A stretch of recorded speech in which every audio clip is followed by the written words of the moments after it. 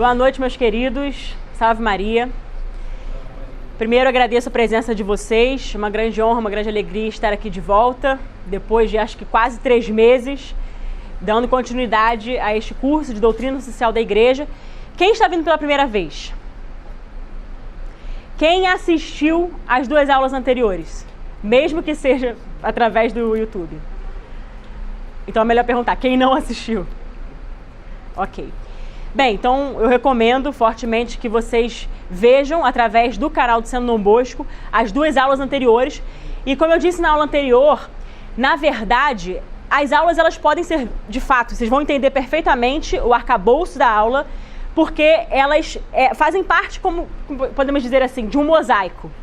Mas é muito importante que vocês tenham esse conteúdo da primeira e da segunda aula. Vou tentar ser bem sintética aqui para puxar o gancho.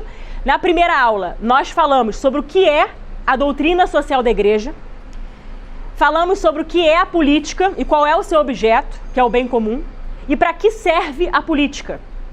Nós falamos também sobre os 10 princípios norteadores da DSI, da doutrina social da igreja. Falamos sobre o princípio do bem comum, o princípio da subsidiariedade, da solidariedade. Falamos de todos os princípios que é necessário que vocês realmente recorram a essas aulas, porque a base está aqui no compêndio da doutrina social, e também falamos das encíclicas que compõem essa DSI. Muitas pessoas tendem a achar que a doutrina social da igreja ela tem o seu marco inicial ali na Rerum Novarum. Mas eu esclareci na primeira aula que a Rerum Novarum começa o estudo sistemático da DSI. Aí nós temos a Rerum Novarum, 40º ano, centésimos anos, Mater Magistra, Solicitude Reis Socialis. Enfim, nós temos um arcabouço de encíclicas que compõem essa DSI. Mas a igreja ela sempre se preocupou com todos os aspectos do ser humano, com todas as facetas do ser humano, não só com a vida espiritual. Eu lembro que falei também que a vida espiritual, sem dúvida nenhuma, é a mais importante. É a que vai regar todas as outras partes da nossa vida. Então, a vida espiritual vai regar a nossa vida intelectual, nossa vida social, nossa vida afetiva, nossa vida política, nossa vida econômica e assim sucessivamente. Então, a igreja, como eu gosto de dizer, ela é doutora em humanidade. Ela se preocupa com o ser humano por inteiro, com a integralidade do indivíduo. E qual é a missão da igreja? O que busca a igreja? A igreja quer a salvação das almas. Então, a sua missão, a missão da Santa Amada Igreja é levar as almas para o céu. Essa é a sua missão. E veja, lembro que na primeira aula ainda, que nós falávamos ali nós explicamos cada ponto desses princípios, e eu disse também que aqueles princípios iriam permear todas as demais aulas. Então vocês vão ver que em alguns momentos eu vou recorrer a alguns desses princípios que nós falamos ali na primeira aula. Já na segunda aula, nós falamos sobre o marxismo cultural, sobre a crise teórica do marxismo. Nós fizemos uma espécie de digressão histórica para mostrar os danos, os malefícios e principalmente por que a igreja combate o nazismo, o fascismo, o marxismo cultural, enfim. Então nós, através dessas encíclicas que nós tratamos na aula anterior, ou seja, na segunda aula, nós reforçamos a visão da igreja. E nessa aula de hoje, que não está desassociada à primeira e à segunda, claro que não, mas sem dúvida eu diria que é uma aula até uma das mais importantes, porque a gente vai falar sobre o poder espiritual e, claro, sobre a ordem natural e a ordem sobrenatural. Então, na minha visão, é uma das aulas mais importantes, e não só da doutrina social da igreja, mas que se nós queremos entender qualquer coisa na vida política, na vida econômica, na vida social e na vida cultural, nós precisamos ter esse norte poderoso da doutrina social da igreja. Para tanto, precisamos entender o que é essa ordem natural. Trouxe até o livro aqui. Então, a aula de hoje vai ser baseada neste livro, que foi escrito pelo Carlos Saccheri. Na verdade, ele é um filósofo argentino, um filósofo tomista, E esse livro eu considero um grande tesouro.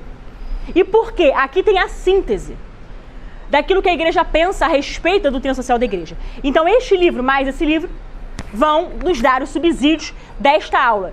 E todas as aulas eu tenho também, eventualmente, tenho trazido livros, encíclicas para nos subsidiar. E também apelando a vocês a que comprem e a que leiam.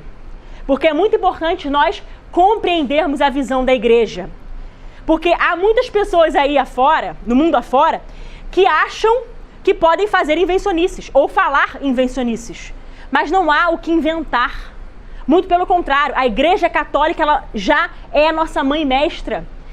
Ela já mostra o caminho para a nossa salvação. A Igreja ela quer nos educar.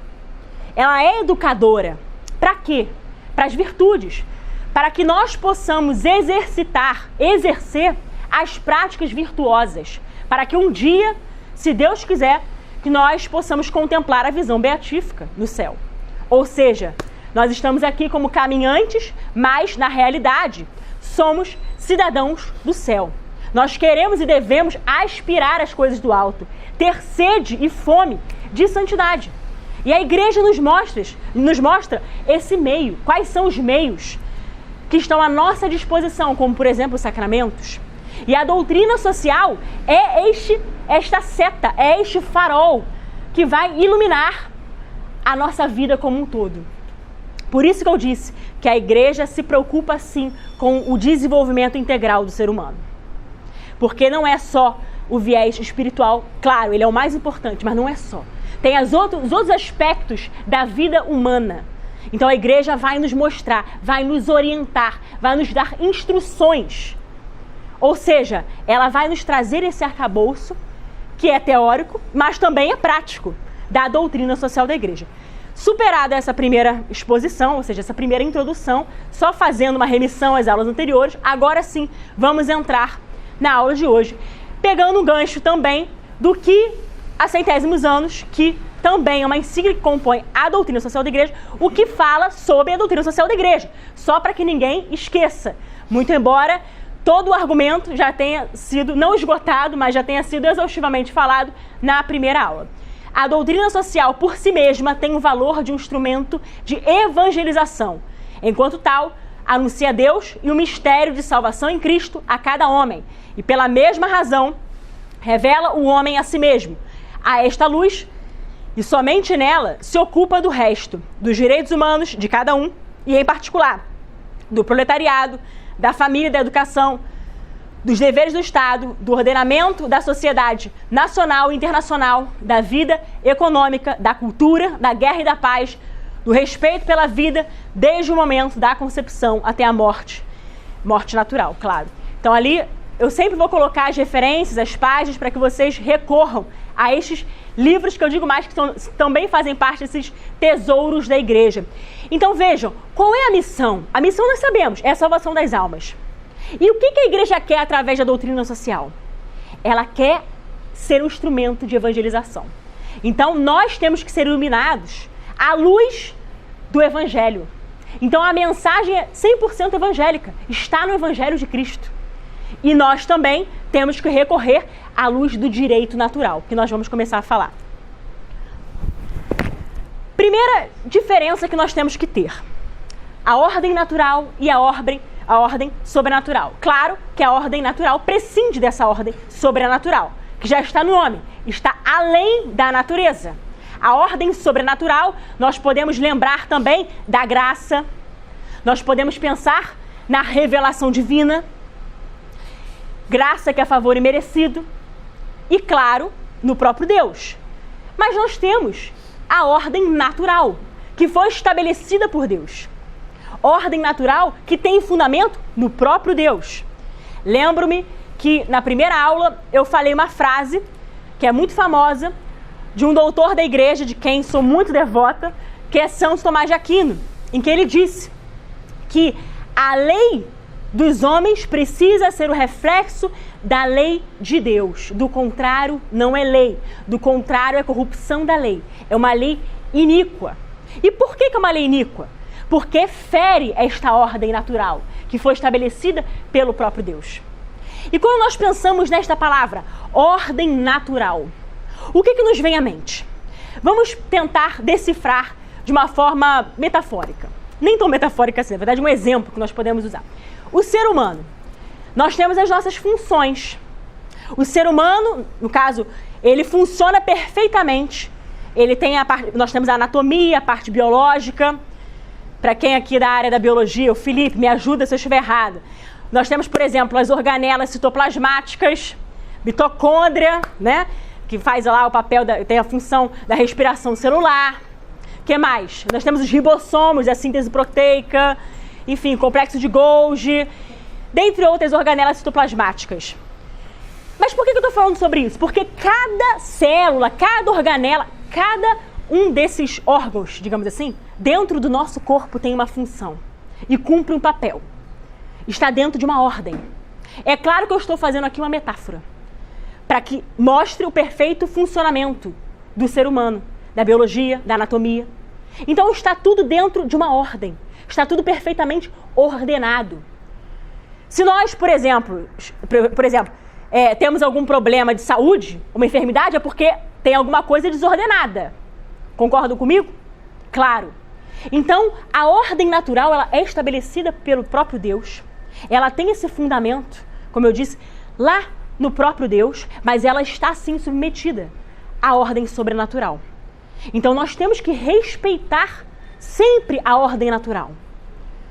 Nós não temos como pensar hoje, no nosso arcabouço jurídico, nós temos uma infinidade de leis iníquas. Por quê? Porque são atentatórias à ordem natural estabelecida por Deus. Nós temos inúmeras leis que são atentatórias ao direito natural, como nós chamamos. Por isso que eu citei a frase do Santo Tomás de Aquino.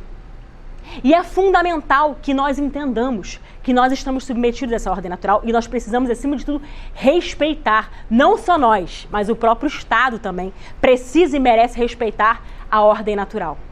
E a ordem sobrenatural, nós lembramos muito da igreja, o papel que a igreja tem. O papel que a igreja tem na salvação das almas, em levar a salvação aos cativos, a cada um de nós. E aí nós lembramos que a graça pressupõe, a graça supõe a natureza. E aí nós temos, de um lado, a graça, que no caso é a ordem sobrenatural. Nós temos a bem-aventurança, a vida eterna, também faz parte da ordem sobrenatural. E nós temos a natureza.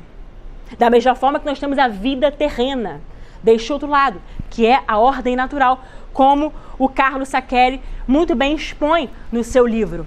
Então nós devemos obediência e observância a essa ordem natural e, claro, à luz da ordem sobrenatural. Pode passar, por favor, João. Agora, nós temos negações a essa ordem natural.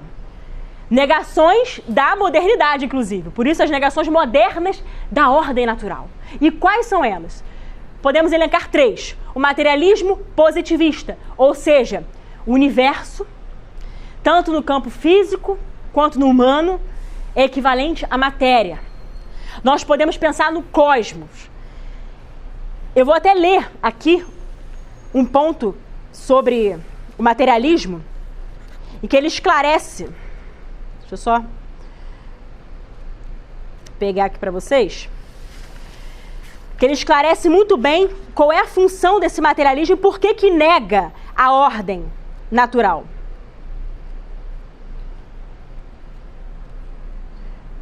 Aqui, materialismo positivista sustenta que todo o universo, tanto físico como humano, está constituído por um único princípio, que é a matéria.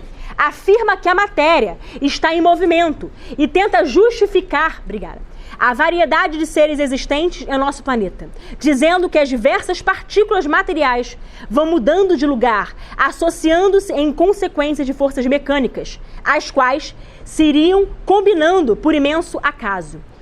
O acaso cósmico, aqui é a parte que eu diria que é mais importante, o acaso cósmico é erigido para se poder negar a existência de Deus e a sua inteligência ordenadora do mundo. Então, vejamos, atenta contra a natureza, porque simplesmente se tudo é matéria, Nega-se que é aquele que é o Criador, aquele que de fato ordenou o mundo, que é Deus, que trouxe a ordem, que faz parte da ordem sobrenatural e que também ordena, óbvio, a ordem natural.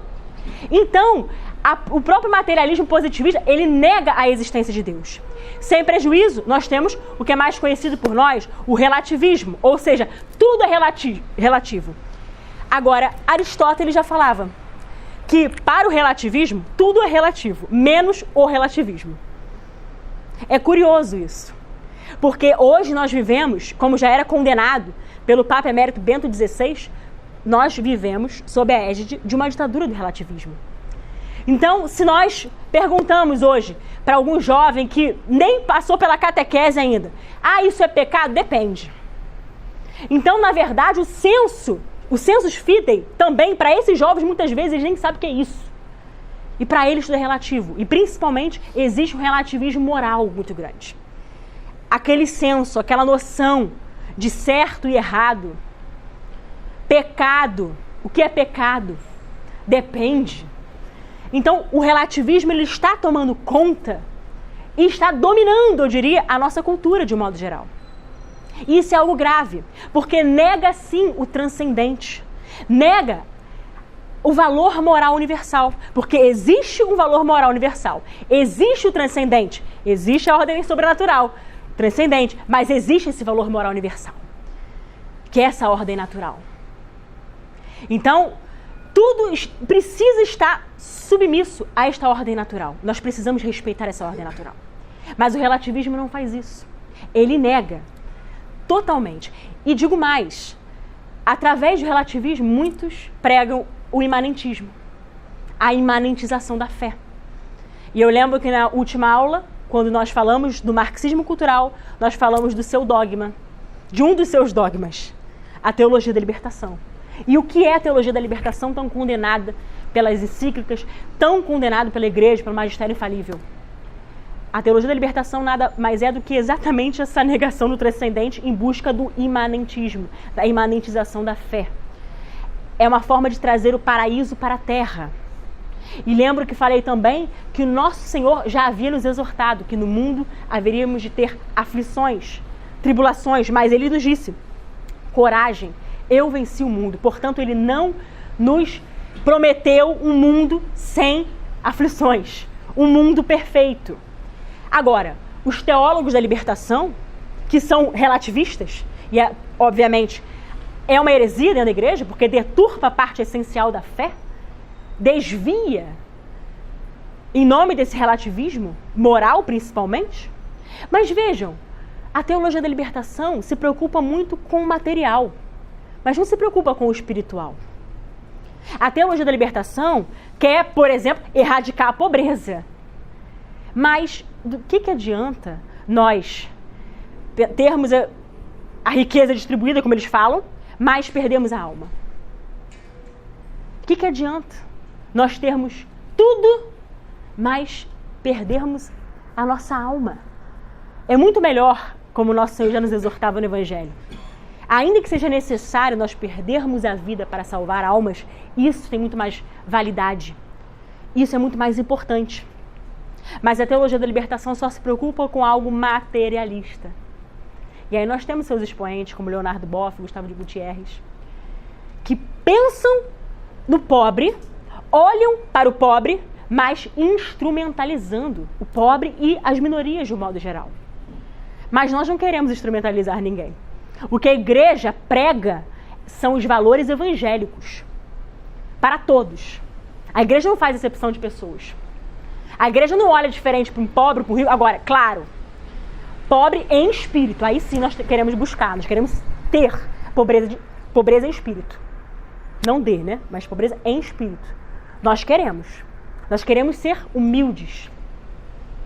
Nós queremos sempre estar diante do altar, entregando ao nosso Senhor nossas mazelas, nossos pecados e buscando cada vez mais crescer espiritualmente, amadurecer, combater os nossos vícios e multiplicar as virtudes, as práticas virtuosas. Esse é o nosso objetivo e essa é a missão da igreja. Mas a teologia da libertação corrompe o homem. A teologia da libertação, ela olha para um aspecto totalmente reducionista. Porque em nome de tirar a pessoa da pobreza, eles instrumentalizam o pobre em razão, ou melhor, para avançar, o que não deixa de ser nem uma agenda. Então é algo grave e precisa ser condenado, e de fato é pela igreja. E nasce também de um relativismo moral. Então nós temos que nos preocupar com a nossa vida espiritual, com o transcendente, e nós não podemos ser imanentes. Buscar o aqui e o agora, o imediatismo, porque muitas vezes nós somos assim, nós somos muito imediatistas. Mas cada dia basta o seu mal, cada dia basta o seu cuidado. Então assim, não vos preocupeis com os dias de amanhã, mas se preocupe com o hoje. Busque vencer os seus pecados hoje. Busque combater os seus vícios hoje. Porque se a gente pensa, nunca mais vou pecar, é algo que parece distante de nós. Eu mesma faço esse desafio todos os dias, passo por esse desafio. Nunca mais vou cometer este pecado. E aí, numa fraqueza minha, às vezes eu caio em tentação. Então, ninguém está imune. O apóstolo São Paulo já dizia que quem está lá em cima, cuidado para não cair. Ou seja, ninguém está isento. Ninguém está imune. Ninguém está vacinado.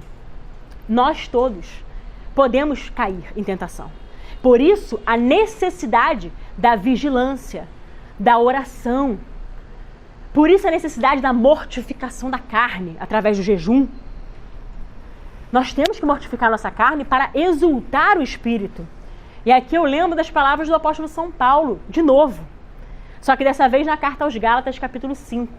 Que ele diz que, de fato, nós não podemos satisfazer aos apetites da carne. Ele diz, não satisfareis os apetites da carne, mas fazei exultar os frutos do Espírito. E quais são esses frutos do Espírito? Amabilidade, paz, paciência. São frutos do Espírito. E os frutos da carne em contrapartida? Ira, inveja. E a nossa faculdade irascível, diga-se de passagem, que muitas vezes é afetada com uma facilidade, ainda mais no contexto sociocultural que nós vivemos. Um mundo que precisa de tudo para ontem.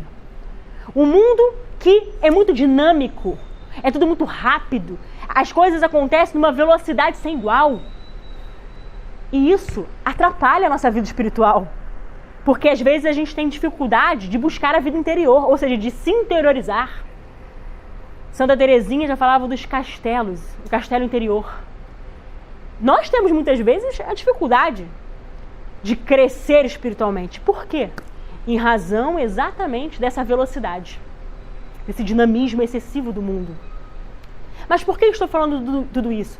Porque é uma preocupação que nós temos que ter. Nós temos que observar os mandamentos, observar, sim, a nossa carne que é fraca, os três inimigos do homem, o demônio, o mundo, claro, o demônio a gente já sabe, o anjo decaído, o mundo e a própria carne. Para isso temos que buscar os frutos do Espírito, porque senão muitas vezes nós vamos cair aqui, ó, nesse relativismo. A gente já vive num campo de batalha. Frutos da carne versus frutos do Espírito. E como fazer então para deixar aflorar os frutos do Espírito? Nós temos que recorrer aos sacramentos, que são os meios que estão à nossa disposição dentro desse processo de santificação, de conversão diária. Nós precisamos nos ordenar, porque senão é muito fácil, eu diria, cair aqui nesse relativismo. E ainda mais, a gente às vezes se boicota, porque a gente sabe separar o joio do trigo. Nós temos a consciência moral, nós temos a razão natural que nos alerta. Olha, não vai por aí, isso é pecado. Olha, isso é pecado mortal, pecado grave. Você está ferindo os 10 mandamentos. Você está ferindo as leis de Deus. A gente tem o alerta. E às vezes a gente se deixa sucumbir. Porque a gente se submete aos frutos da carne. E a gente negocia. E acaba, sem querer, ou então querendo, caindo aqui nesse relativismo moral. Então, é necessário que a gente realmente se atente a isso, para combater exatamente o bom combate, combater esses vícios. E buscar, sim, o que eu ouso dizer, uma radicalidade na fé. Tem gente que tem medo desse termo radicalidade. Eu, particularmente, para mim, são um bálsamo nos meus ouvidos quando alguém fala que eu sou radical. Porque o próprio evangelho é radical. Certa vez, só um parênteses, certa vez eu estava conversando com uma menina de catequese, uma aluna minha de catequese de adultos, e ela tentava me exortar. Mas eu acho que você é muito radical nas suas defesas. Aí eu falei, mas tudo que eu falo está baseado na doutrina. Eu não falo o que eu acho, ou seja, não é achismo. Tem matérias que são opináveis, verdade? Mas tudo que eu falo em sala de aula, quando for uma matéria opinável, eu vou botar um parênteses ou colchetes. Agora, o que eu falo aqui é 100% ancorado na doutrina da igreja, na sã doutrina da igreja. E aí eu falava para ela, você quer saber o que é radicalidade? Vou lhe dizer. Primeiro, Jesus o que falava? Olha, se te ferirem, se te baterem na face, dê a outra face. Quem é que faz isso? Isso não é radical? Ame o seu inimigo. Veja, não é radical? Amar a quem te fere. Amar aquele que te agride, seja com palavras, seja fisicamente. Perdoar a quem te ofende. Isso não é radicalidade? É claro que é. Aquele que te levar a capa, dê a túnica também. Ou seja, essa doação, esse desapego às coisas materiais. Então, assim, Jesus nos exorta. Então, ele nos ensina o que é a vivência da radicalidade do evangelho. Por isso ele diz, se queres me seguir, carregue a sua cruz e segue-me. Nós estamos dispostos a seguir Jesus? Nós estamos dispostos a renunciar às nossas próprias paixões, às nossas próprias vontades, para seguir Jesus Cristo? Apesar de muitas vezes termos que passar por muitas tribulações, porque ele não nos prometeu uma vida fácil, um mar de rosas. Eu sempre procuro pensar nisso, porque isso me ajuda a combater exatamente essas desordens, ou então aquilo que atenta à ordem natural. E por fim, o existencialismo, que eu pontuei como um subjetivismo radical. Por quê? Porque nega a realidade objetiva. Quando a gente pensa na palavra existencialismo, aquele que já fez psicologia ou alguma faculdade de direito, por exemplo, também que tem esse tipo de conteúdo, a gente logo lembra de Jean Paul Sartre, que era ateu, e ele já dizia que o homem carece da natureza. Então, se o homem carece da natureza, então ele também nega o autor da natureza. Também está negando a Deus, já está com viés ateísta. Então, o existencialismo ele é outro combate à ordem natural. Pode passar. E só um parênteses, a gente precisa se preocupar muito com os 3 itens que eu coloquei no slide anterior, porque nas universidades, esse tipo de engenharia do pensamento, isso pulveriza como água. Isso, enfim, rapidamente isso é disseminado. Eu fiz direito na UF e eu lembro que várias vezes eles colocavam essas referências dos existencialistas, por exemplo. Ou então do materialismo positivista. Então nós temos que estar muito antenados, porque isso acontece muito dentro das universidades. E é sim um atentado à ordem natural. Agora, por outro lado, qual é a concepção cristã? Para além de toda mudança, existem realidades permanentes. A essência ou natureza de cada coisa ou ser. Ordem natural. Veja, realmente, tem coisas que são dinâmicas, que mudam. Mas tem coisas que permanecem. A ordem natural é isso. Não importa o tempo, a ordem natural sempre deverá ser preservada. Vou dar um exemplo. Uma criança nasce, ela vai crescer, ela vai se desenvolver. Da mesma forma, por exemplo, isso vai ser sempre assim, não vai mudar. Da mesma forma, uma planta. Uma planta, ela vai ser semeada, vai germinar, depois vai dar frutos, depois vai se transformar, sei lá, uma árvore. Isso é ordem. Isso é algo que está 100% ordenado para seu fim. Vamos supor, uma árvore que dá peras jamais vai dar uma maçã. Da mesma forma, uma vaca sempre vai gerar um novilho e nunca um elefante. Falei algum absurdo? Estou falando apenas obviedades. Mas por que essas obviedades? Para provar que isso faz parte dessa lógica, faz parte dessa ordem natural. Então, embora nós tenhamos sim leis dinâmicas, ou então transformações, tem coisas que nunca vão mudar. Tem coisas que são ordenadas para o seu fim. Como, por exemplo, o que eu acabei de citar. Eu dei apenas alguns exemplos. Vamos para outro exemplo. Qual é o normal? Um cachorro ter uma cabeça, ter 4 patas. Esse é o normal. Agora imaginemos que um cachorro tenha 5 patas. O que nós vamos pensar? É uma patologia? É algum problema? O cachorro é defeituoso. Alguns vão até dizer uma aberração. Meu Deus, que monstruosidade. Por quê? Porque é algo diferente, é algo que é anormal. Isso pelo bom senso. Então, nós temos aquela ordem natural que precisa ser preservada e qualquer coisa que divirja dessa lógica, a gente vai perceber que é uma anomalia. E aqui, no livro Ordem Natural, página 45, ele diz: são reações que provam que não apenas há natureza, como também existe uma ordem natural. A evidência dessa ordem natural é que nos permite distinguir o normal do patológico, o saudável do enfermo, o louco do sensato, o motor que funciona bem do motor que funciona mal, o bom pai do mau pai, a lei justa da lei injusta. Então aqui é uma síntese daquilo que nós acabamos de falar. E por quê? Porque não adianta. O nosso senso comum, ele sempre vai nos dizer: um cachorro de 5 patas nunca vai ser encarado como algo normal. Houve um defeito, houve algum problema. Da mesma forma, nós podemos dizer: alguém nasce com uma enfermidade. Veja, nós temos que encarar a realidade. Isso faz parte desse processo, dessa ordem natural. Isso não é imposição. Agora, hoje nós temos vários atentados à ordem natural.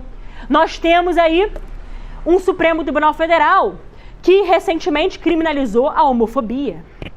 Que recentemente, também um pouquinho mais distante, com a ADI 4277, eles equipararam as uniões homoafetivas ao casamento.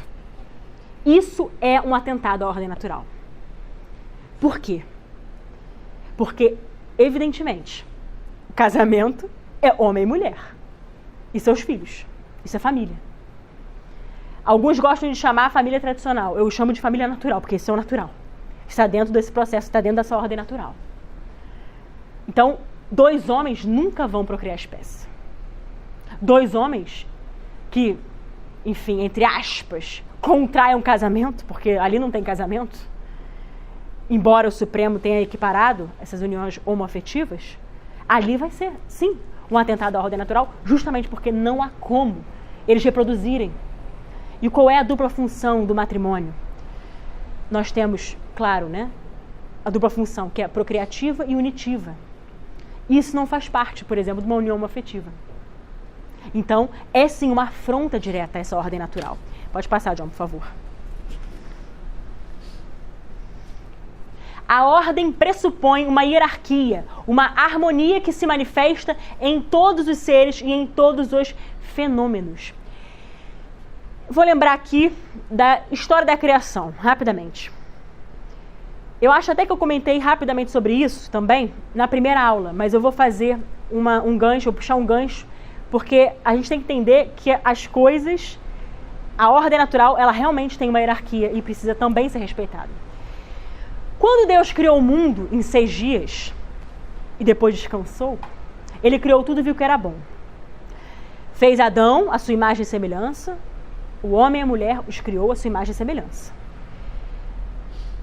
Deus viu que não era bom que o homem estivesse só no paraíso, porque faltava algo, faltava a beleza da mulher, faltava a alma feminina.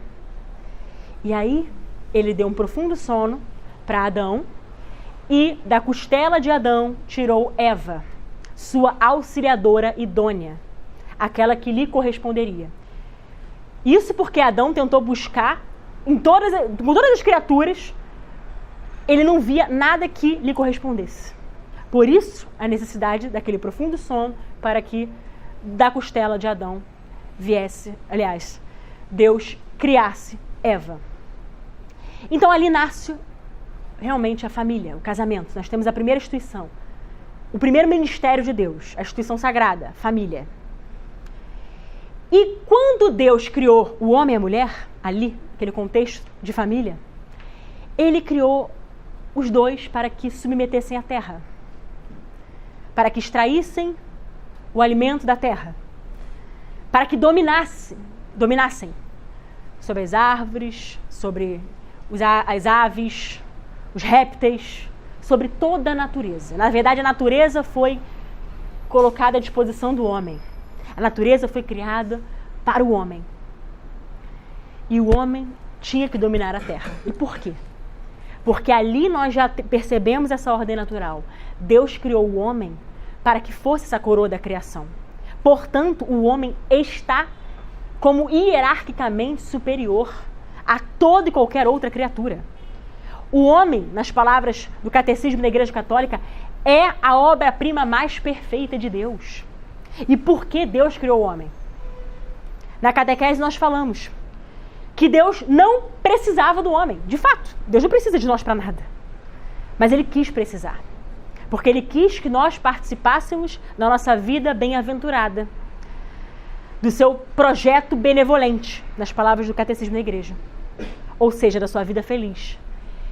Deus é profundo amor, Ele tem amor incondicional. E por isso Ele quis criar o homem e criou a sua imagem e semelhança.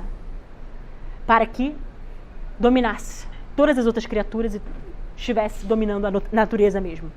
Por isso que eu disse que o homem é a obra-prima mais perfeita que Deus criou e é hierarquicamente superior. Isso é ordem natural. Essa foi a ordem estabelecida por Deus. Mas o que nós temos hoje? Se a gente lembrar do nosso contexto, nós temos que um animal, ele praticamente hoje, para alguns, parece ter mais valor do que um bebê no ventre materno. Nós temos que, ou então nem isso, com o ser humano já nascido e criado. Tem muitas pessoas que dão muito mais valor aos animais do que ao ser humano, que é seu semelhante, que é a imagem e semelhança de Deus. Isso é o quê? É desordem. Porque o homem está acima dos animais. O animal, por mais fofinho que seja, por mais amigo do homem, porque vamos pensar no cachorro. O cachorro, muitos dizem, o melhor amigo do homem. Experimenta deixar o cachorro com fome. Vamos ver se ele realmente é o melhor amigo do homem. O animal, ele age por instinto.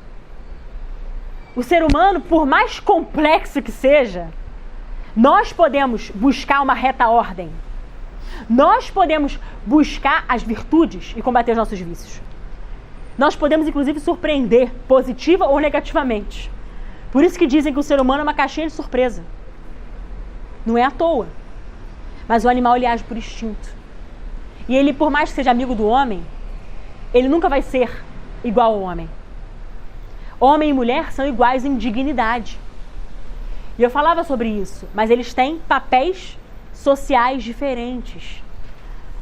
Eu até me recordo que, não sei se foi na aula anterior ou em outra aula sem ser do curso Doutrina Social da Igreja, eu lembro que certa vez no São Dom Bosco eu falava exatamente de como que é o ato sexual no matrimônio, dentro do contexto matrimonial.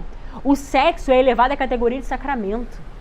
O sexo, imagina, ali é o leito nupcial do casal, a cama vira um altar, porque ali se realiza essa dupla função do matrimônio, que é unitiva, eles estão em profunda comunhão, eles estão em união íntima do amor conjugal e também é procriativa, ou seja, aberto à vida, para procriar, para perpetuar a espécie, por motivos óbvios, né? Senão a sociedade acaba. Eu sei que estão querendo fazer de tudo para acabar com a nossa sociedade. em razão da ideologia de gênero, das uniões homoafetivas, dentre outras agendas, aliás, dentre outras facetas dessa agenda que faz parte dessa cultura da morte. Mas o casamento, eu ouso dizer que ele é até equiparado à salvação. Por isso que o apóstolo São Paulo também já falava: maridos, amai as vossas esposas como Cristo amou a igreja e se entregou por ela. Então o marido precisa amar a ponto de morrer pela sua esposa. E a mulher precisa ser, sim, submissa ao seu marido. Ou seja, estar sob a mesma missão. A mulher precisa respeitar o seu marido, respeitar a autoridade do seu marido. Porque essa é a ordem natural. O homem é o sacerdote da casa, sim. O homem é o provedor do lar, sim. A mulher pode ajudar nas finanças? Pode e deve. A mulher pode ajudar, contribuir às vezes até mais com o marido? Não tem problema nenhum. Isso faz parte do contexto, faz parte do matrimônio. Tem que haver diálogo, muito respeito. Agora, o homem, a mulher pode estar ganhando 30 vezes mais que o homem, mas o homem vai continuar sendo a autoridade espiritual da casa. Só que hoje nós temos movimentos, como por exemplo o movimento feminista, que procura degradar a mulher, destruir a mulher na sua essência. O movimento feminista, eu ouso dizer que é um ódio ao feminino, porque se busca uma masculinização da mulher. E qual é a aparência disso? É a luta pela igualdade de direitos. Não é uma luta pela igualdade de direitos. Isso é mentira. Tanto não é que vocês podem perceber, com perdão da expressão, as mulheres tratam os homens como se fossem topeiras, bananas, bocóis. Pois é, e a mulher quer ser mais. Uma coisa é ter realmente, sei lá, mesmo salário, tudo bem. Agora, a outra coisa é virar adversário do homem. Então, existe essa guerra entre homem e mulher hoje, promovido pelo quê? Pelo movimento feminista e por outros movimentos que são degradantes, que fazem parte, sim, desse relativismo moral, enfim, dessa, como é que posso dizer, dessa relativização total dos valores, em busca de algo que, se bobear, eles mesmos não sabem o que eles querem. É tudo uma aparência. Mas e o sentido da vida? E mais, e o sentido do próprio homem? Para que o homem existe? Nosso Senhor, quando nos criou, Ele criou para que nós fôssemos participantes dessa vida feliz, dessa vida bem-aventurada. Por isso a prática das virtudes. Por isso que a Igreja Católica, ela nos mostra todo esse caminho que nós devemos viver, sempre em total observância a essa ordem natural, que muitos atentam, que muitos tentam simplesmente desmontar. Então nós não podemos negar que a ordem, ela pressupõe uma hierarquia. Existe uma hierarquia. Existe uma hierarquia, inclusive, principiológica. Se a gente pegar um aspecto jurídico aqui dos advogados, para não ficar só com a biologia, nós, dentro do direito, principalmente constitucional, a gente aprende, né, sobre os princípios. A nossa Constituição, ela é totalmente principiológica, axiológica. E aí, vamos supor, um caso concreto. Uma pessoa que seja da Testemunha de Jeová e a gente sabe que a Testemunha de Jeová não pode ser submetido, por exemplo, à transfusão de sangue. Qual o direito que deve prevalecer? Qual o princípio que deve prevalecer? Liberdade religiosa ou o direito à vida? O que vocês acham? Há quem diga que é liberdade religiosa. Mas, pela lógica, é claro que é a vida. Porque a vida é o primeiro, é o primário. Não há nenhum outro direito se não tiver direito à vida. Então, pensando nessa lógica, pela ordem natural, é hierarquicamente superior. Muito embora muitos dos próprios ministros não entendam dessa forma. Mas vejam, eles não têm compromisso com a ordem natural. Pelo contrário, eles promovem muitas vezes leis iníquas. Leis que atentam contra a natureza humana, contra essa decorrência da essência, ou seja, da natureza do ser humano. Isso é lei natural. Eles atentam contra ela. Mas nós temos que lembrar de novo de São Tomás. A lei dos homens precisa ser esse reflexo da lei de Deus. Então, a lei dos homens, as leis, digamos assim, positivas, a gente já vai chegar lá nela, a lei positiva precisa respeitar a lei natural. Precisa respeitar essa ordem natural. Porque senão é uma corrupção da lei, sim. Pode passar. a ordem natural emanada de Deus, a qual é princípio de regulação moral dos atos humanos. Então vejam, como a gente já falou exaustivamente aqui, essa ordem natural, de fato, ela é emanada de Nosso Senhor. Ela é emanada de Deus. E ela precisa ser, ela tem esse princípio de ordenar, está no nome, ordem natural. Então, pela lógica, ela ordena para um fim. E mais, ela é uma regulação dos atos morais. Então, existe um valor moral universal. Existe algo que é transcendente a nós. E aí, a gente pode pensar que a ordem sobrenatural, ela não se afasta da ordem natural. Porque a ordem natural, ela precisa ser, digamos assim, refletida pela ordem sobrenatural. Precisa ser submissa. Por isso que eu disse que ela prescinde da ordem sobrenatural. O Tribunal de Nuremberg é um exemplo. Nós tivemos ali o processo de Nuremberg, nós tivemos leis positivas. Só que aquelas leis positivas, naquele contexto, aquela lei, ela não previa o genocídio. Então veja, uma lei, algo que legitimava um processo de Nuremberg, mas não previa o genocídio. Então, ali no próprio processo, no próprio Tribunal de Nuremberg, nós temos a condição de ver que existe uma ordem natural e uma ordem sobrenatural, que não precisa estar necessariamente tipificada, escrita, porque ela transcende a todos nós. Agora, o ponto-chave. O que é o direito natural? O direito natural é aquilo que é devido ao homem em virtude de sua essência, isto é, pelo simples fato de ser homem. O direito natural compreende um conjunto de princípios ou normas que todo homem, por ser tal, pode considerar e exigir como seu, como algo que lhe é devido. Portanto, decorre da sua natureza, como falávamos aqui anteriormente. Esse direito natural que precisa ser zelado. Esse direito natural que precisa ser respeitado pelo Estado, pela autoridade política, pela autoridade civil, por todos nós. Nós temos que respeitar o direito natural. Porque esse direito, ele não precisa estar positivado, como eu havia falado anteriormente. Ele basta, nós temos, pela consciência moral, nós temos condição de saber qual é. A nossa razão, iluminando os nossos atos, nós já temos condição de dizer o que é direito natural. E vocês vão lembrar, se nós quisermos citar alguns exemplos. Direito à vida é direito natural. Vida que começa na concepção e vai até seu fim natural.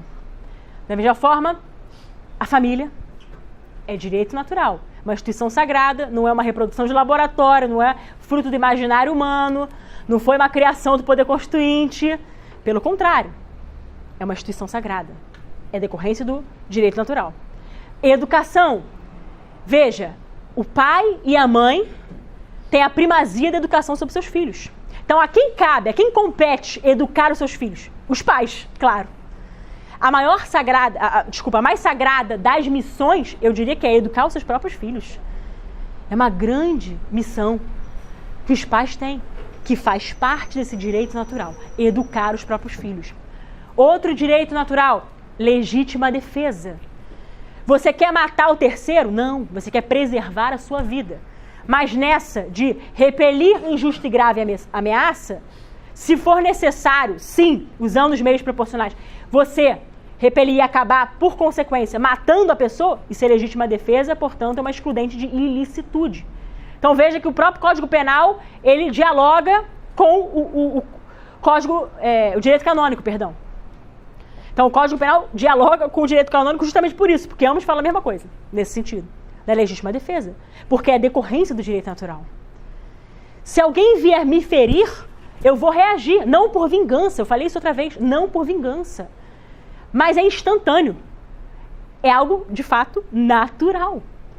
Outra questão que é direito natural, contrair matrimônio. O homem e a mulher, claro, salvo quem tem vocação diversa.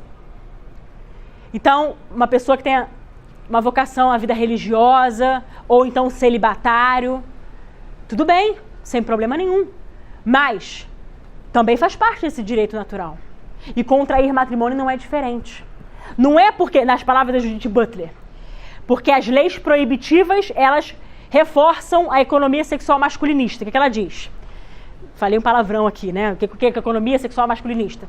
Judith Butler, no livro dela, Problemas de Gênero, Feminismo e Subversão da Identidade, ela fala que as leis, elas reforçam o que se chama heteronormatividade. E eu até, uma vez dando uma palestra sobre ideologia de gênero, eu perguntei, alguém aqui foi forçado a ser heterossexual? Não, porque é algo natural. Né? Então, assim, o sexo é biológico. É natureza. Então faz parte dessa natureza querida e criada por Deus. O gênero, como eles dizem, é uma construção social e cultural, ou seja, um divórcio da biologia. Mas contrair matrimônio não é uma imposição de uma lei. É algo natural em qualquer cultura do mundo. Contrair matrimônio vai ser algo não só normal, mas de fato natural. Pode passar. Propriedade do direito natural. A universalidade, ou seja, a validade do direito. Se é universal, é para todos indistintamente, em qualquer sociedade, em qualquer cultura. O direito natural, ele de fato transcende a época, a cultura, a localidade. Então ele é universal, ele tem esse caráter universalizador. Enfim, de universalidade. Imutabilidade, permanência. Ou seja, o que muda? Nós podemos pensar, as leis, elas podem ser mutáveis, modificáveis. As leis positivas. Miguel Reale, quem estudou no direito, quem fez direito aqui, né? A gente tem que ler um livro das noções preliminares do direito, quando a gente começa a faculdade de direito, que é do Miguel Reale. Ele diz que o direito, ele acompanha o fato social. Então o direito positivo, em regra, ele vai ser modificado com o passar do tempo. Agora, tem uma coisa que não muda, que é o direito natural. Ele é imutável e também não é derrogável. Ele é imutável e não é derrogável. Então, em qualquer fase, em qualquer época, ele não vai mudar. Porque nós saberemos, eu citei aqui, a vida sempre vai ser um valor absoluto. A vida sempre vai ser algo que nós precisaremos enxergar como um dom de Deus, como uma dádiva. E, da mesma forma, a educação dos nossos filhos, contrair matrimônio, tudo isso que faz parte do direito natural, isso não vai mudar, nunca. E, por fim, a cognoscibilidade, que é o conhecimento do direito. Então, pela nossa consciência moral, espontaneamente, nós conseguiremos chegar a esta conclusão. Não precisa estar previsto num código. Ou seja, não precisa estar codificado. Não precisa estar expresso numa Constituição Federal. Que a vida começa na concepção, por exemplo. Ou então que a vida é inviolável. Não precisa estar escrito. Porque é algo que faz parte dessa cognoscibilidade. Então, a nossa consciência moral, ela já acusa, no bom sentido da palavra. Espontaneamente. Sem precisar de muito esforço. A gente sabe, é direito natural, porque está gravado no coração do homem. Direito natural versus direito positivo. Falei muito sobre lei positiva. Enfim, o direito natural a gente falou aqui bastante até. Então, a gente pode pensar, direito natural decorre da natureza e mais, está gravado no coração do homem. Está escrito no coração do homem. E como falei antes, pela consciência moral, nós temos condição de saber o que é. Diferente do direito positivo, que aí precisa de uma autoridade competente, uma autoridade política, enfim, para dizer o que é. Para tipificar. Nós temos, eu citei também em uma das aulas, nós temos o artigo 121 do nosso Código Penal, que trata do homicídio, matar alguém, e tem lá a sanção penal imposta.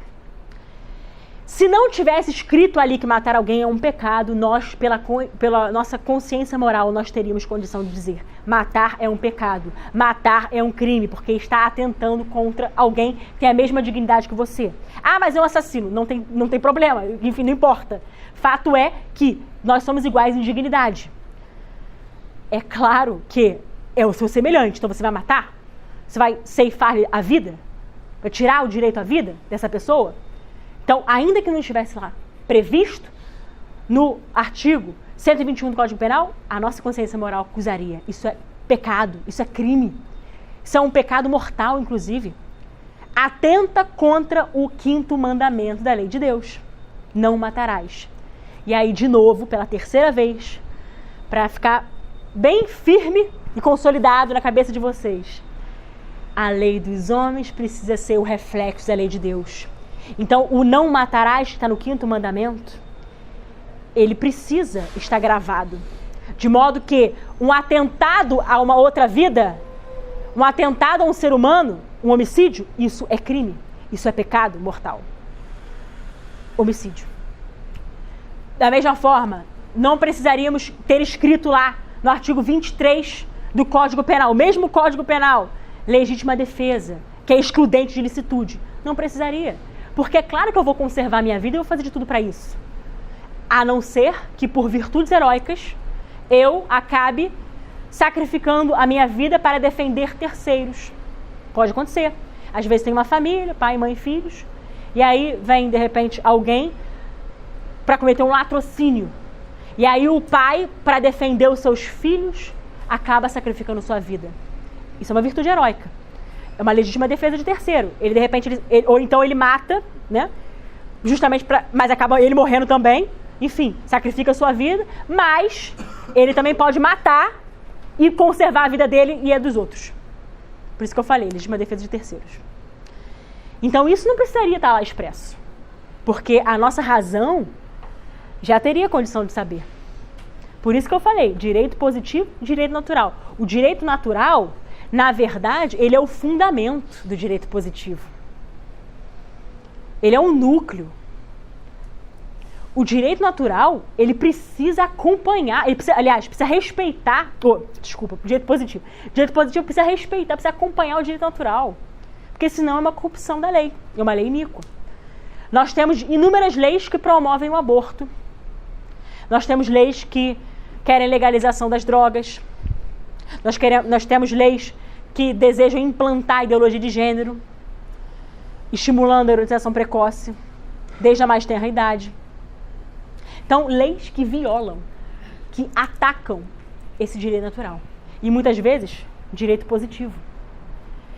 Vou além, vou fazer uma provocação. Também um salvo-conduto aqui. O artigo 128 do Código Penal, o que está expresso lá? Não se pune o aborto em caso de, estupro, risco de vida da mulher, e agora com a DPF 54, o Supremo entendeu, de forma arbitrária, usurpando a competência do Legislativo, que em caso de anencefalia também pode ser permitido o aborto. Posso dizer para vocês? Lei iníqua. Artigo 128, iníquo. E por quê? Não se pune... Ali está falando de uma despenalização, não é descriminalização. São conceitos diferentes. Não deixa de ser crime. Então, o aborto, nestes casos, continua sendo crime. Mas existe uma escusa absolutória. Portanto, é permitido, mas, como eu falei, o crime permanece. Continua sendo crime. Então, há uma despenalização, apenas não se pune. Mas é uma lei iníqua. Por quê? Porque o aborto é um homicídio intrauterino. O aborto é um assassinato de bebês no ventre materno. O aborto é um eufemismo, inclusive, para assassinato de bebês. Então, é também uma violação do seu quinto mandamento, não matarás. Quando alguém, em outro caso, atenta contra a sua própria vida, ou seja, suicídio, isso é o quê? Isso é uma iniquidade também. Isso é uma aberração, porque a pessoa está tentando tirar a sua própria vida. Também fere o quinto mandamento da lei de Deus. Então, suicídio, eutanásia, aborto, enfim, homicídio, tudo isso viola esse quinto mandamento. E muitas vezes está positivado. Há uma permissão, há uma, entre aspas, chancela do próprio Estado, muitas vezes. Só que o Estado não é aquele que precisa salvaguardar a ordem natural, o direito natural? É, mas muitas vezes ele é o corrupto e o corruptor. Muitas vezes acontece de forma totalmente diversa. E é por isso que nós temos que buscar revogar as leis iníquas, em todos os seus aspectos. Porque é algo grave que viola aquilo que decorre da natureza do homem, da essência do próprio homem, que é esse direito natural. Pode passar, Joãozito. O que são os direitos humanos? Aqui, né? Imagina, né? Se tivesse alguma pessoa da esquerda aqui, já teria, né, fazendo alvoroço. Direitos humanos. Um direito humano é aquele que todo homem tem em virtude de sua natureza, devendo, portanto, ser respeitado por todos os homens. Então, na verdade, ele só corroborou o que nós falávamos aqui. Direito humano, pela própria etimologia da palavra, ele é algo que decorre também do próprio homem. Claro, por isso que ele fala, é aquele que todo homem tem em virtude de sua natureza. De novo, para os juristas, falo porque, como eu sou advogada, é muito comum para mim é muito comum para mim justamente tratar desses temas, né? Então, para eu falar sobre direitos humanos, eu preciso lembrar lá do direito internacional. Quando a gente estuda direito internacional, o nosso professor fala assim, olha, por exemplo, no Brasil nós temos os direitos fundamentais, mas no cenário internacional, esses direitos fundamentais, eles são chamados de direitos humanos, no cenário global, ou seja, lá no direito internacional. Mas nada mais são do que direitos fundamentais. Então, qual é o primeiro direito humano? A vida. Pode passar. O primeiro direito humano é a vida. Mas engraçado, né? Tem gente querendo invocar seus direitos, provocando a ONU e dizendo o seguinte, olha, aqui meu direito humano é o direito da mulher. Vamos chancelar o aborto. Vamos legalizar o aborto, porque o direito da mulher é mais importante. Iniquidade. Então, para eu falar sobre esses aspectos, eu preciso fazer essa remissão exatamente do direito internacional. Eu tive a oportunidade de, esse ano, estar na ONU. Fui num evento da ONU Mulher, tive que tomar muito engove, porque foi absolutamente indigesto, não vou mentir para vocês. O evento, 99,9% tratava de gênero e promoção dos direitos sexuais e reprodutivos, que na verdade já sabemos que é um eufemismo para aborto. Então, ali na ONU, qual era a tônica? Os direitos humanos. De quem? Não era o primeiro direito? Direito à vida? Era o direito da mulher, era o desenvolvimento sustentável. Acreditem se quiser. Carol tá ali, foi comigo, não me deixa mentir. A tônica era desenvolvimento sustentável. Então o meio ambiente agora virou Deus, a mãe terra. Pode chamar. Puxa vida. Pois é. Então, a gente vê até essas leis ambientalistas, enfim, que são atentatórias. Parece que o meio ambiente agora ele foi colocado no lugar do ser humano, que é a coroa da criação. Certa vez, eu estava numa entrevista, e aí me perguntaram o que eu achava disso, etc. Eu falei, vem cá, uma pergunta. Eu que devolvi a pergunta. Falei, o ser humano foi criado, na verdade a natureza foi criada para quê? Para o ser humano ou o homem para a natureza? O homem foi criado para a natureza ou a natureza para o homem? O que vocês acham? A natureza para o homem, não é o homem para a natureza. Senão seria uma desordem, uma excrescência. Mas hoje nós temos, não só pela promoção do sino da Amazônia, o sino do Apocalipse, como a gente precisa chamar, né? Mas hoje nós temos uma lógica invertida. Nós temos hoje uma desordem total instaurada no seio social. E por quê? Porque hoje em dia, eu ouso dizer que nem sabe mais o que são direitos humanos. A doutrina social da igreja, enfim, o catecismo da igreja, a igreja sempre nos mostra a luz no fim do túnel. Sempre nos mostra o caminho para a nossa salvação, sempre nos mostra a verdade, porque a igreja é o sustentáculo da verdade. Então deveria ser algo bastante óbvio para a gente, saber o que são direitos humanos. Naquela linha, né, que nós tratamos aqui, aquele argumento anterior. Mas não é assim que funciona. No século XXI nós estamos tendo que... As coisas estão se pervertendo tanto que a gente precisa falar do óbvio. E quando a gente fala o óbvio, a gente é chamado de insano, de louco. Mas graças a Deus, né? Porque sabedoria de Deus, loucura para o mundo. Então, seremos muitas vezes o outro lado de loucos. Mas não tem problema não. Se for para garantir a ordem natural, que assim seja. Mas temos que estar desse lado. E quais são as propriedades dos direitos humanos? Claro, valor absoluto. Então, independe, né, de qualquer lugar, qualquer circunstância. Então, ele, de fato, é absoluto. São inegáveis, irrenunciáveis, ou seja, eu não posso abdicar do meu direito humano. Vamos pensar no direito à vida, por isso que eu botei ali.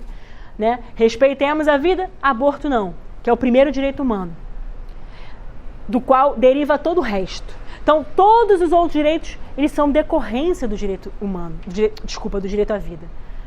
Não há liberdade de expressão, por óbvio, se não falarmos primeiro em direito à vida.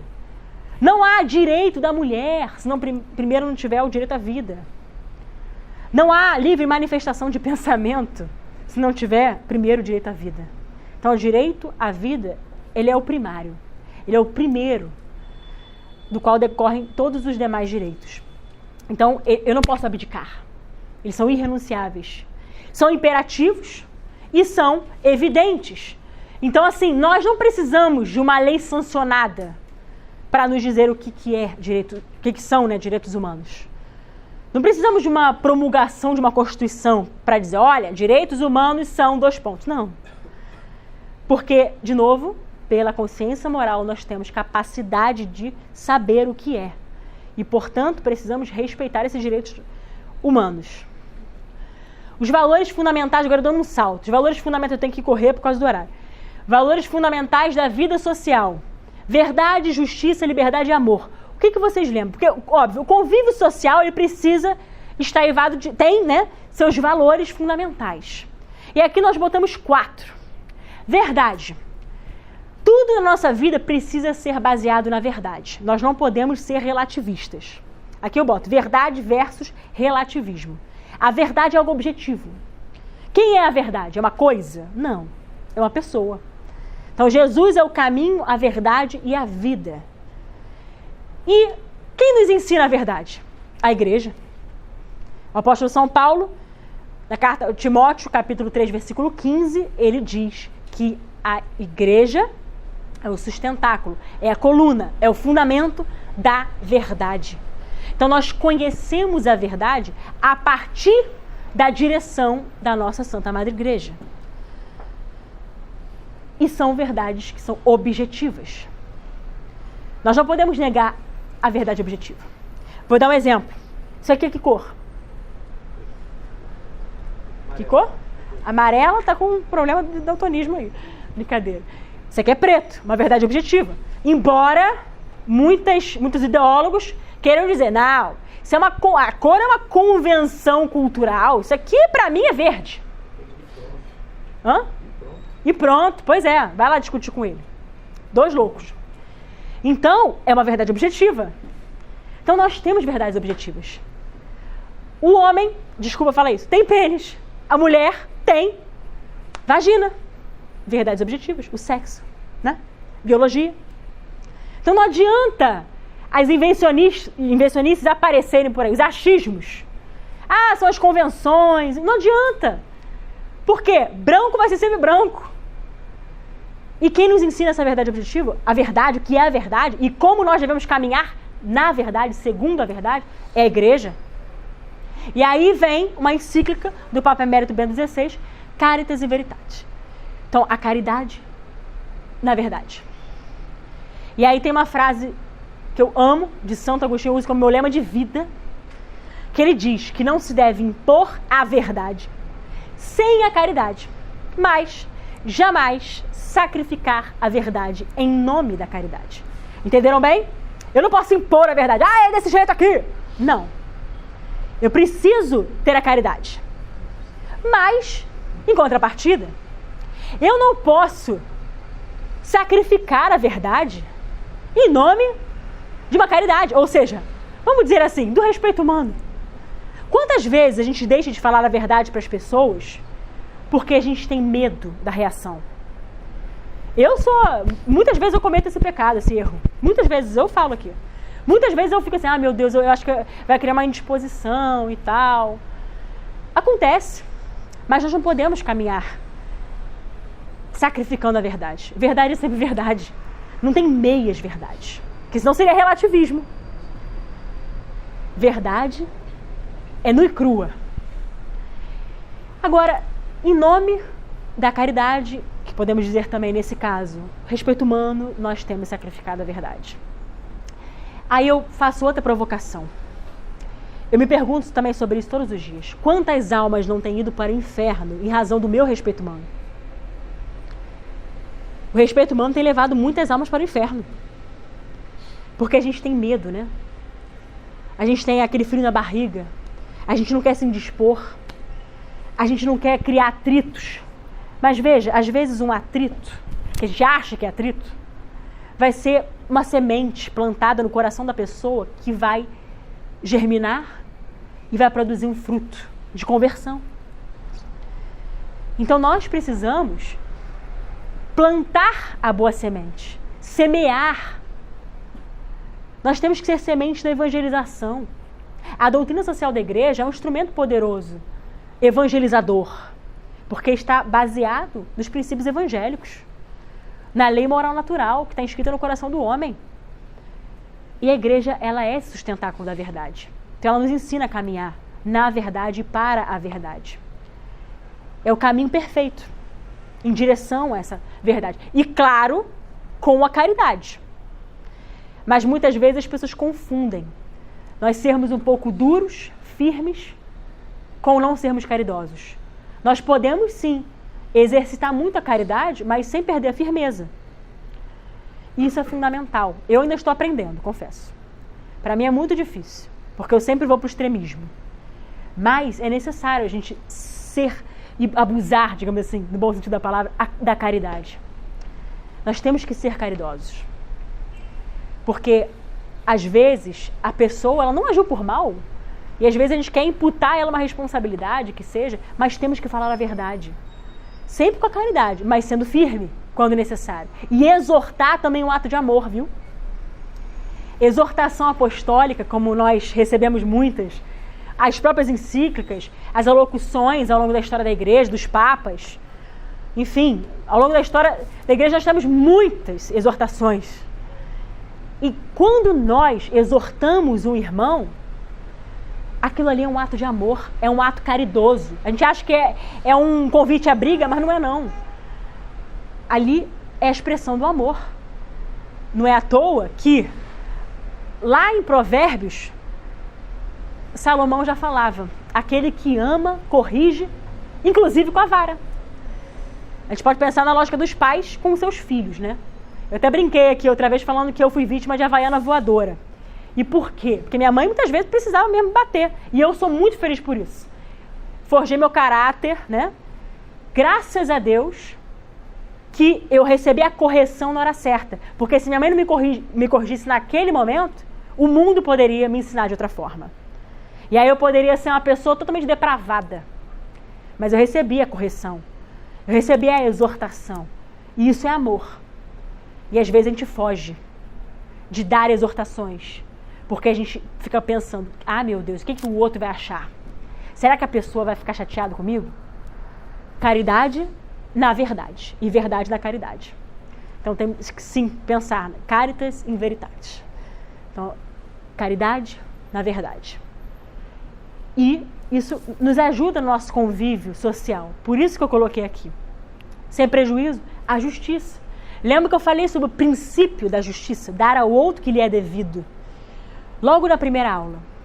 Mas também temos a justiça como uma virtude cardeal. Temos 4 virtudes cardeais. Quais são mesmo? Justiça, temperança, fortaleza. Agora, é fundamental nós lembrarmos o seguinte, olha, a justiça também tem que ser uma disposição. Por isso que eu falei, dar ao outro o que lhe é devido. E muitas vezes, nós, querendo pesar a mão com alguém, somos injustos. Eu falo isso até pensando no meu irmão. Tenho um irmão pequeno, que muitas vezes eu sou muito rigorosa com ele. Ele tem 13 anos. Quer dizer, 12 mais 1. Porque eu não gosto do número 13. Então, pois é. 13.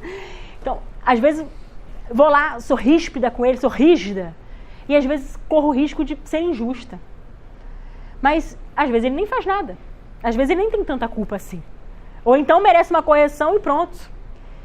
Então, é uma virtude que exige também uma disposição da nossa parte. Por isso que é uma virtude cardeal. Um esforço humano é necessário. Né? A temperança não é diferente. O equilíbrio que nós temos que ter. A fortaleza. Fortaleza também é um dom do Espírito Santo. E a fortaleza é o que nós mais precisamos nos dias de hoje. Ainda mais para nunca abandonar a barca de Pedro. E por que nós precisamos de fortaleza? Porque as heresias vêm como uma avalanche, tentando sucumbir, tirar, abandonar a nossa fé. Quantas vezes na barca de Pedro tem aquelas tempestades, aqueles sínodos, né?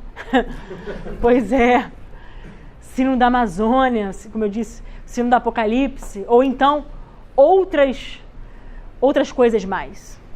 Quantas vezes nós precisamos dessa fortaleza para que permaneçamos firmes, de pé, perseverantes? Então as virtudes cardeais, elas são fundamentais. E temos também, claro, as virtudes teologais, fé, esperança e caridade. E aqui, vou pular aqui para amor, que é igual a caridade. O apóstolo São Paulo, em Colossenses 3, versículo 14, ele já fala que a caridade é o vínculo da perfeição. E o que é a caridade? O que é esse amor, né? Eu me lembro sempre de Jesus Cristo, por isso que eu até botei ali.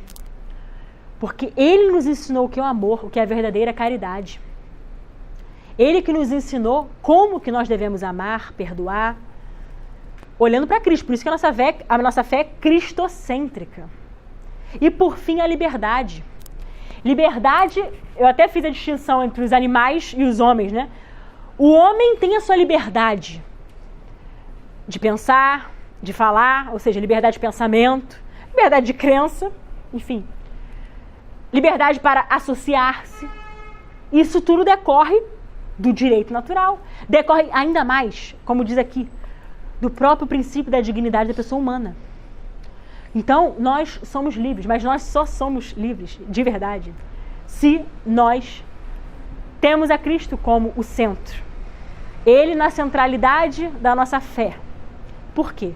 Foi pela liberdade que Cristo nos libertou. Cristo nos quer livres.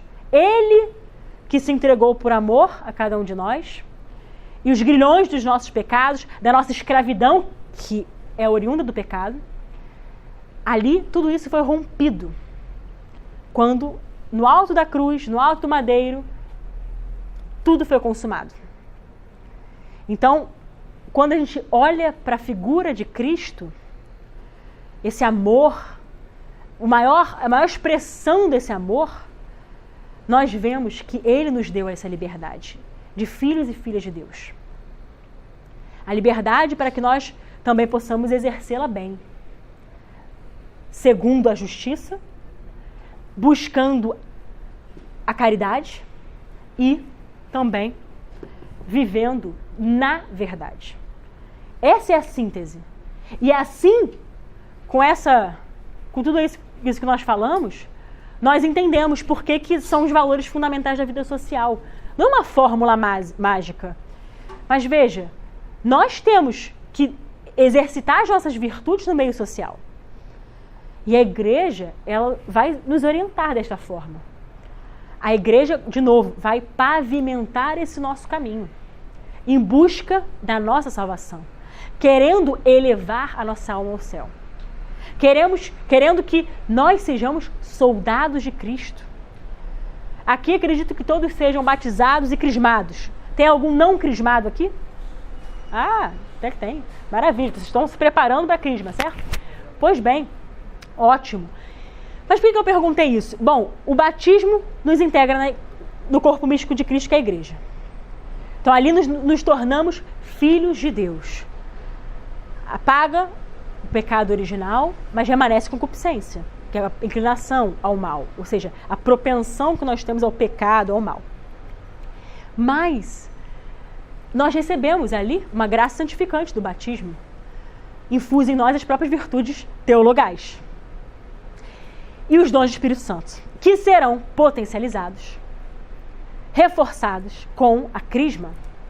E o sacramento da crisma faz o quê? Vai confirmar as promessas do batismo. E ali é considerado o sacramento da maturidade cristã. Então, vocês conhecendo a doutrina, por isso que uma boa catequese é muito necessária, e catequese nada mais é do que a educação na fé. Por isso que nossos primeiros catequistas são nossos pais. Depois nós temos, enfim, as pessoas na igreja, etc., né? Mas é essa educação na fé. Educação moral, inclusive, e religiosa. E na crisma, vocês terão, então, essa potência dos dons do Espírito Santo, dos 7 dons do Espírito Santo. Por isso que tem a figura de Pentecostes, a efusão do Espírito Santo. Atos dos Apóstolos, capítulo 2. Então, vocês terão uma responsabilidade. E qual é também, eu diria, uma das grandes missões que nós recebemos na Crisma? Exalar o bom odor de Cristo, o perfume. Mas nós só podemos exalar aquilo que nós temos. Então, nós conhecendo a doutrina da igreja, bebendo desta fonte riquíssima da doutrina da igreja, a gente aprende a se aperfeiçoar, no bom sentido da palavra. Porque sede santos como meu Pai é santo, sede perfeitos como meu Pai é perfeito. A gente quer buscar a perfeição. E qual é o vínculo da perfeição mesmo? A caridade, o amor. A caridade é o vínculo da perfeição. Então a gente precisa esbanjar a caridade. Nós precisamos aprender a verdadeira caridade. Porque muitas vezes, no cenário cultural, o que nós temos são filantropias travestidas de caridade. Temos pessoas que fazem alguma obra de misericórdia, mas não porque estão inclinadas com o seu coração a fazer, mas porque querem mostrar para o vizinho. Olha como eu sou bonzinho. Olha só como é que eu ajudo os pobres. Olha como é que eu faço caridade. Veja, não podemos confundir, né? Caridade com filantropia. Mas temos que aprender essa caridade, que é o nosso Senhor que nos ensina. E nós temos que viver na nossa vida social, cultural, enfim, afetiva e matrimonial, tudo isso sempre com essas lentes. Porque assim a gente busca essa prática de virtude. Assim nós buscamos uma vida mais virtuosa. E tendo, por exemplo, famílias virtuosas, isso reflete aonde? Na sociedade. Pode passar, John. Está quase acabando. Na verdade, esse é o penúltimo. A natureza, nos deu um senso comum, que ela esculpiu em nosso espírito, para que identifiquemos a honestidade com a virtude e a torpeza com o vício. E pensar que isso depende da opinião de cada um e não da natureza é coisa de louco. Enfim, queridos, na verdade já encerramos. Pode passar.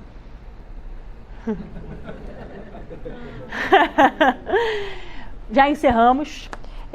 Eu só queria mesmo, assim, insistir com vocês e fazer esse apelo, né?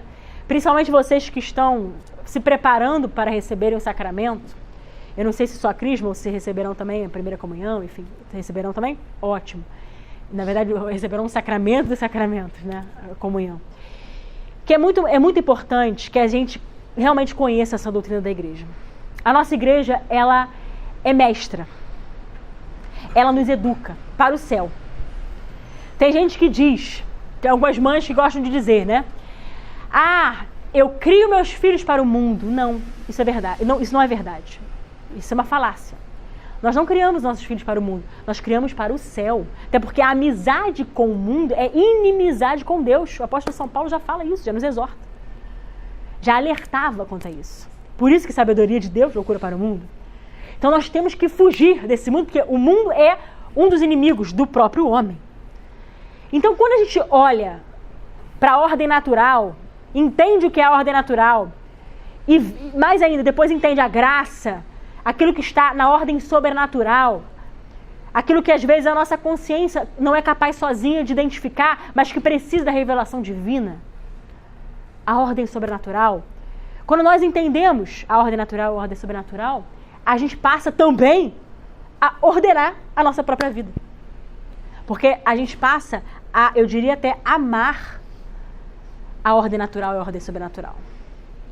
E assim a gente vai estar fazendo aquilo que a nossa Santa Igreja já ensinava. E para encerrar, se eu achar a página, porque eu perdi a página, só para fechar com chave de ouro, queria ler para vocês. Nossa Senhora. Rapidamente. Antes de meia-noite eu acho, tá, gente? Fica tranquilo. Vou só dar mais uma folhada. Se eu não conseguir achar, deixa para a aula que vem. Bom, gente, me desculpa, eu não estou achando aqui, também não vou me alongar mais. Eu queria ler um trecho para vocês que eu acho que sintetiza bem toda essa aula de hoje, mas depois eu passo para vocês na próxima aula. Enfim, só agradecendo mesmo a presença e pedindo que vocês realmente lutem pela santidade. Busquem arduamente as virtudes. mas busquem viver a prática de virtudes. Porque se nós queremos chegar ao céu, nós temos que lembrar, né? Sem santidade, ninguém verá o Senhor.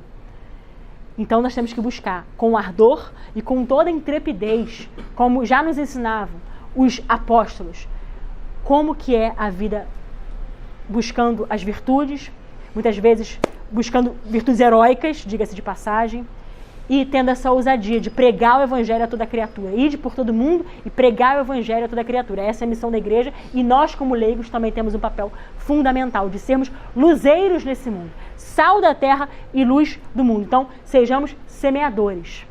Semeadores da evangelização para atrair mais almas para o reino de Deus. Respeitando sempre a ordem natural que está adstrita à ordem sobrenatural. Deus abençoe e viva Cristo Rei. Viva!